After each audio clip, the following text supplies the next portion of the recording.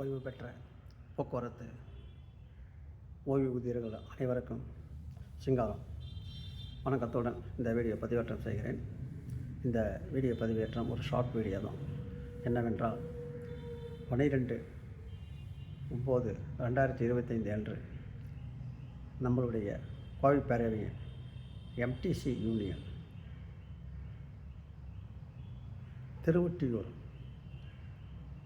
சிவகாமி அன்னை சிவகாமி திருமண மண்டபத்தில் உறுப்பினர் சேர்க்கையும் மற்றும் ஒரு சட்ட நடவடிக்கைகளை பற்றி நான் ஒரு விவாதம் மற்றும் பேச இருக்கிறேன்.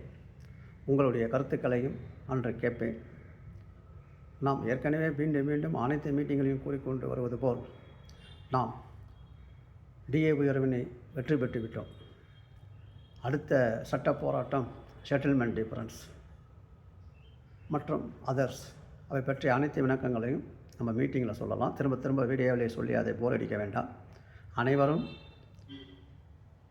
உறுப்பினராக அனைத்து அரசு போக்குவரத்து கழக ஓய்வூதியர்கள் அனைவரும் சங்க வேறுபாடின்றி அந்த அன்னை சிவகாமி திருமண மண்டபம் திருவொற்றியூர் தேரடி மெட்ரோ அருகில் வடிவுடையம்மன் தேரடி அருகில் உள்ளது. அனைவரும் உறுப்பினராக வேண்டும் என்பது கம்பல்சரி இல்லை. வாருங்கள், எங்களுடைய சட்ட போராட்டத்தை கேளுங்கள், அதன் பிறகு முடிவெடுங்கள். நீங்கள் உறுப்பினர் ஆகலாமா?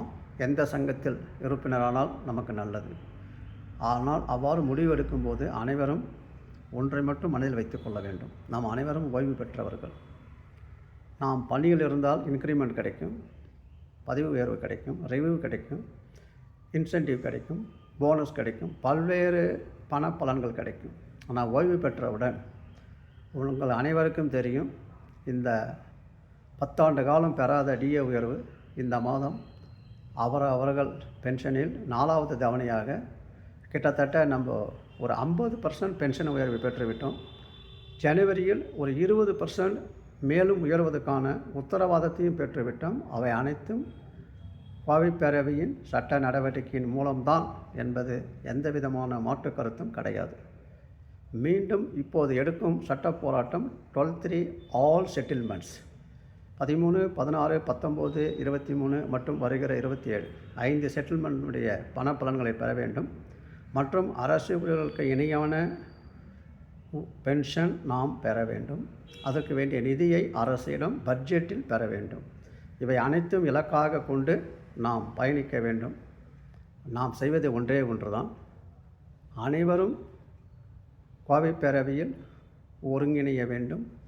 ஒன்றுபடுவோம், நன்றாக செயல்படுவோம், நம்மளுடைய அனைத்து பலன்களையும் பெறுவோம் என்று உறுதி பூண்டு அனைவரையும் அந்த உறுப்பினர் சேர்க்கை முகாமுக்கு சென்னை சுற்றுப்புறத்தில் உள்ள ஒரு 100 கிலோமீட்டர் உள்ளவர்கள் அனைவரும் வருக என்று வரவேற்கிறேன்.